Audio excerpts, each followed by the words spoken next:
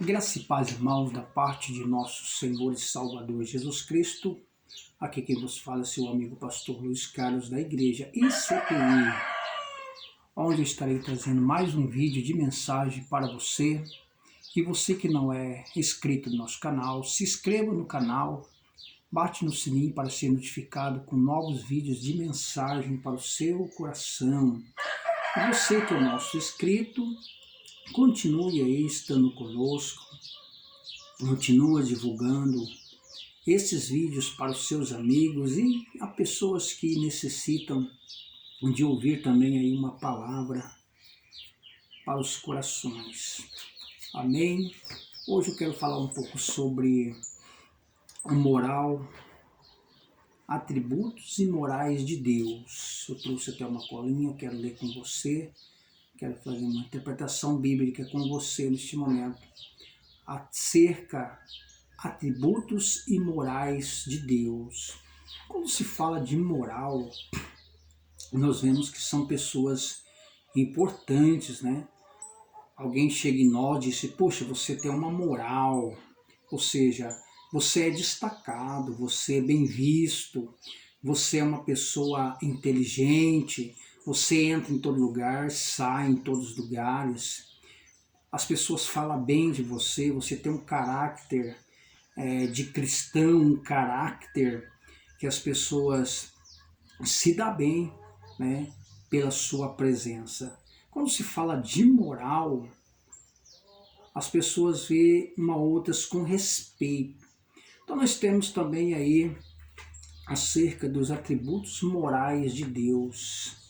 Deus também tem os seus atributos, seu moral de Deus, né? A santidade, a bondade, a fidelidade, a benignidade, a bondade, a longanimidade de Deus são morais que simpatiza a personalidade de nosso Deus.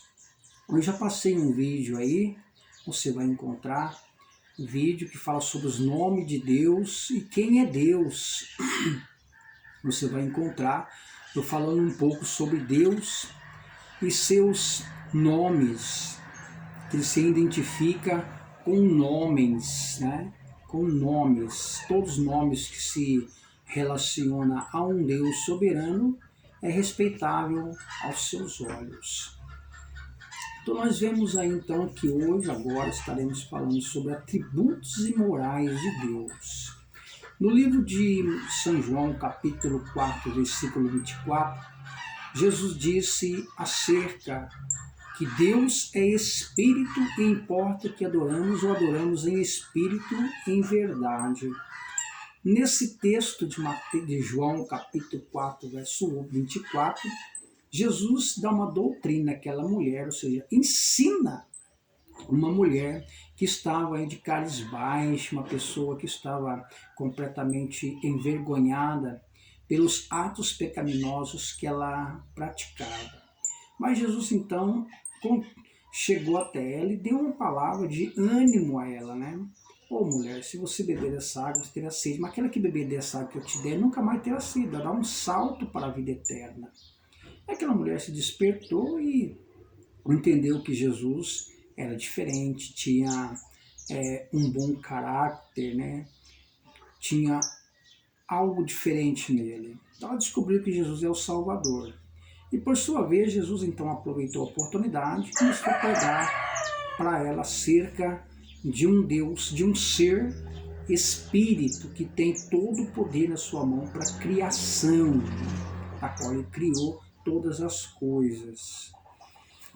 E eu trago uma colinha comigo que eu quero falar um pouco sobre atributos e morais de Deus. Deus e as criaturas morais. Deus e a sua criatura. Vemos então que esse ser é um espírito. Sendo ele um espírito, ele não pode estar conosco, né, materialmente, porque nós não suportaria a sua presença assim, porque Deus é santo, nós somos pecadores.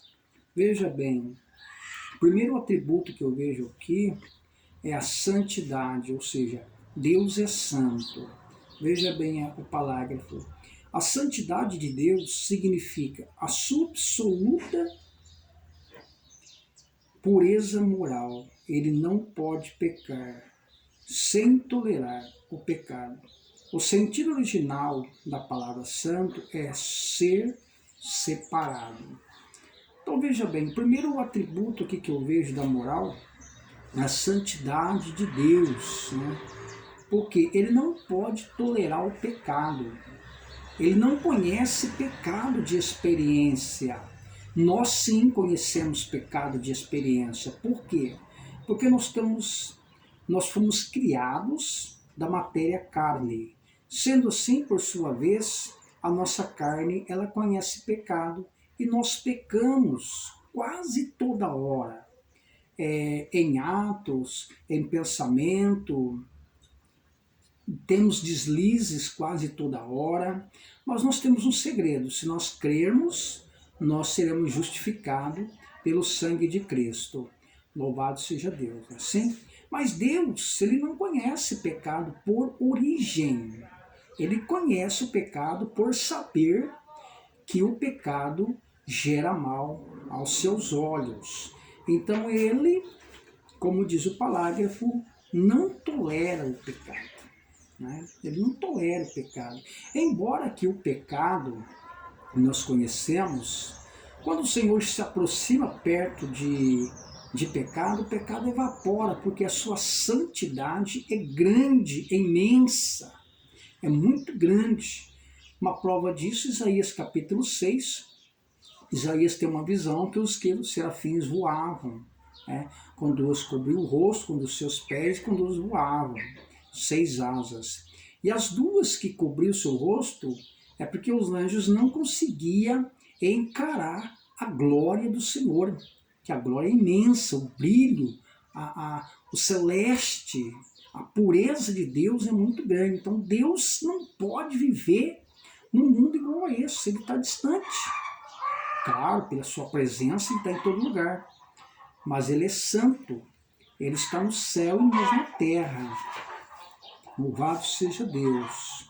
Por isso ele não pode tolerar o pecado, né? Origem, olha aqui. O sentido original da palavra santo é separado. Então, sendo ele santo, ele está separado, ele está distante. Nós sim estamos aqui neste mundo entre pecados. Eu quero que você fique os olhos aí na mensagem, não se distrai não pelas umas aves que tem por perto de casa, mas fique conosco na palavra de Deus. As aves são bênçãos, né? Em que sentido está Deus separado? Ele está separado do homem no espaço. Ele está no céu, o homem na terra. Ele está separado do homem. Quanto à natureza e caráter, ele é perfeito. O homem é imperfeito. Está aí. Como que ele está separado? Porque ele é perfeito. Nós somos imperfeitos. Ele é espírito, nós somos matéria. Nós somos destrutivo, ele é indestrutível. Ou seja, claro que existe coisas dentro de nós, chamado alma, que isto é indestrutível, é eterno. Mas até então, por causa da nossa matéria carne, o Senhor está um pouco distante, mas nunca deixou de nos abençoar, nunca deixou de estar conosco pela sua presença. Romanos 5:5, o amor de Deus está derramado em nosso coração, pelo meio do seu Espírito Santo, correto? Mas ele é santo e está na glória e nós na terra. Segundo ponto que eu vejo aqui, justiça. Veja bem, Deus é justo. Qual a diferença entre a santidade e a justiça? A justiça é santidade em ação. Esta é uma das respostas. A justiça é santidade de Deus manifesta no tratar retamente com sua criatura. Não fará justiça ou juízo de toda a terra. Livro de Gênesis 18:25. Justiça.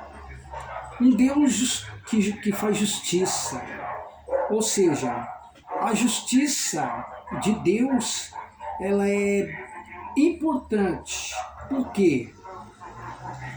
Quando se trata em justiça e santidade, as duas se opõem uma à outra. A santidade e a justiça é uma ação em santidade. Uma ação em santidade. Justiça e santidade é ação em santidade. Ação.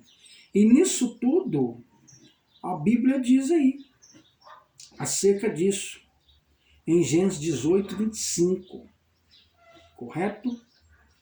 Que ele nos santifica pela sua santidade. Então a santidade é para nós, ou seja, Deus é santo, nós temos que santificar. Deus não precisa se santificar porque ele é santo, ele já é justo. E nós temos que santificar. Então a santidade com a justiça é ação em nós. Nós temos que pegar a santificação e a justiça de Deus, crer na sua palavra, que a palavra de Deus não muda e não volta para ele vazia. Então ele é um Deus santo, é um Deus de palavra. E a sua palavra dura para sempre. Pegamos então uma santificação para nós se santificar do pecado, do erro, da maldade, junto com a justiça que é a sua palavra.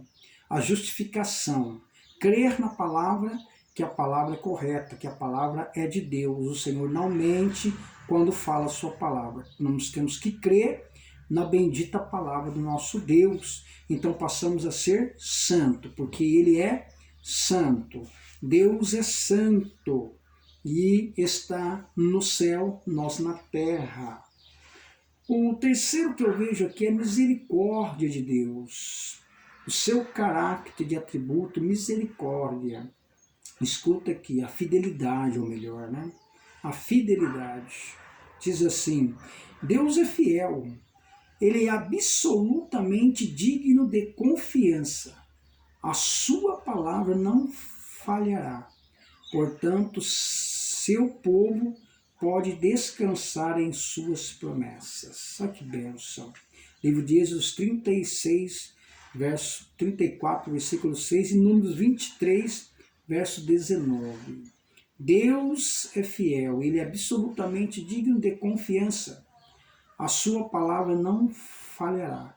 Portanto, seu povo pode descansar em suas promessas. Está aí o ponto importante. Deus, ele é fiel. Se nós se tornar infiel, ele permanece fiel, porque ele não muda. O povo, nós como cristãos, nós como os filhos dele, podemos descansar tranquilo na sua presença, porque quando ele assume responsabilidade e lança palavras a favor do ser humano, pode ter certeza que ele cumpre a sua palavra. Por mais que nós se tornamos infiéis, ele permanece fiel. Ou seja, quantas pessoas se encontram desviadas, afastadas do projeto de Deus, mas às vezes vejo pessoas dizerem, mesmo assim o Senhor nos abençoou, mesmo assim tem cumprido as suas promessas na minha vida. Por quê? Porque a palavra de Deus é fiel. As pessoas se tornam infiéis, mas ele permanece fiel, porque é um Deus que não mente, é um Deus que não erra, é um Deus que fala e não cumpre. Então, tudo que ele falar, cumpre ao seu devido lugar. Pode ter certeza que se você tiver uma promessa, ela vai cumprir, porque quem te prometeu foi Deus. Se ele fala, ele cumpre a tua palavra. É um Deus de fidelidade. Mais uma palavra que eu vejo aqui, misericórdia.